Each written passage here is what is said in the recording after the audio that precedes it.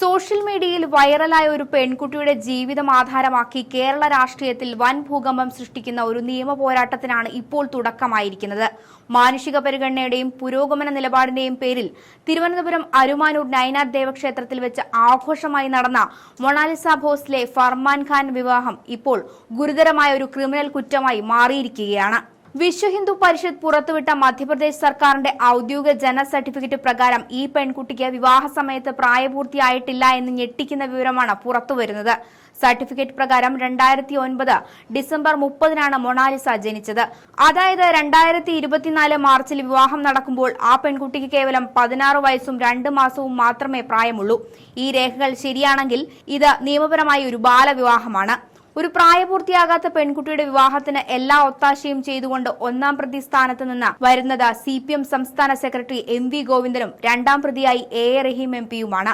ഇവർക്കൊപ്പം മന്ത്രി V ശിവൻകുട്ടിയും ഈ ചടങ്ങിൽ പങ്കെടുത്തത് സർക്കാരിനെ വലിയ പ്രതിരോധത്തിലാക്കിയിരിക്കുകയാണ്.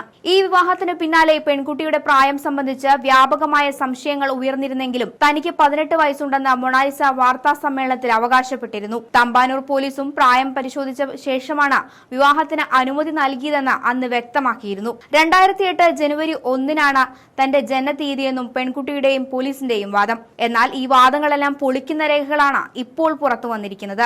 2025 ജനുവരി 21-ന് മൊണാലിസ തന്റെ 16ാം പിറന്നാൾ ആഘോഷിച്ചിരുന്നുവെന്നും ഇതിന്റെ ദൃശ്യങ്ങൾ സോഷ്യൽ മീഡിയയിൽ ലഭ്യമാണെന്നും ചൂണ്ടിക്കാട്ടിയാണ് VHP പരാതി നൽകിയിരിക്കുന്നത്. ഇത്രയും വ്യക്തമായ തെളിവുകൾ നിലനിൽക്കെ ഉത്തരവാദിത്തപ്പെട്ട സ്ഥാനങ്ങളിലിരിക്കുന്ന നേതാക്കൾ ഒരു ബാലവിവാഹത്തിന് സാക്ഷികളായി എന്നത് രാഷ്ട്രീയ കേന്ദ്രങ്ങളെ ഞെട്ടിച്ചിരിക്കുകയാണ്. മധ്യപ്രദേശിലെ ഭോപ്പാലിൽ നിന്നുള്ള VHP പ്രവർത്തകർ ഔദ്യോഗികമായി കൈപ്പറ്റിയ ജനന സർട്ടിഫിക്കറ്റ് DGPക്ക് കൈമാറിക്കഴിഞ്ഞു. കേസിന്റെ അവസാന ലാപ്പിൽ കാര്യങ്ങൾ നീങ്ങുമ്പോൾ വിരൽ ചൂണ്ടുന്നത് ആഭ്യന്തര വകുപ്പിന്റെ അധിപനായ മുഖ്യമന്ത്രിയിലേക്കാണ്. ഒരു പ്രായപൂർത്തിയാകാത്ത പെൺകുട്ടിയെ വിവാഹം കഴിപ്പിച്ചുവിട്ട സംഭവത്തിൽ പോക്സോ നിയമപ്രകാരം കേസെടുക്കാൻ മധ്യപ്രദേശ് പോലീസ് നീക്കം തുടങ്ങിക്കഴിഞ്ഞു.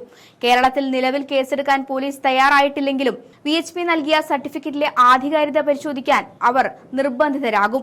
ഈ സർട്ടിഫിക്കറ്റ് യാഥാർത്ഥ്യമാണെന്ന് തെളിഞ്ഞാൽ MV ഗോവിന്ദനും AA റഹീമും കോടതിക്ക് മുന്നിൽ ഹാജരാകേണ്ടി വരും. പ്രായപൂർത്തിയാകാത്ത കുട്ടിയുമായി ബന്ധപ്പെട്ട ഇത്തരം കേസുകളിൽ ജാമ്യം ലഭിക്കുക എന്നത് അസാധ്യമാണ്.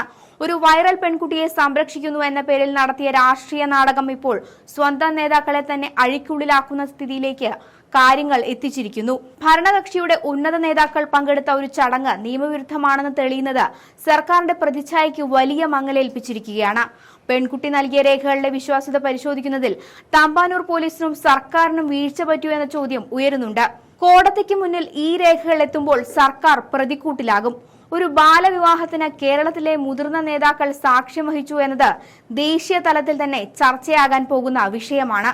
നേതാക്കൾക്കെതിരെ മധ്യപ്രദേശിൽ കേസ് രജിസ്റ്റർ ചെയ്യുന്നതോടെ അന്വേഷണം കേരളത്തിലേക്ക് വ്യാപിക്കുകയും നേതാക്കളെ ചോദ്യം ചെയ്യുകയും ചെയ്യുന്ന സാഹചര്യം ഉടലെടുക്കും. ഈ വിവാദ ചുഴിയിൽപ്പെട്ട ഭരണകക്ഷി നേതാക്കൾ കോടതി കയറേണ്ടി വരുമ്പോൾ അത് കേരള രാഷ്ട്രീയത്തിലെ ഏറ്റവും വലിയ തിരിച്ചടികളിൽ ഒന്നായി മാറും.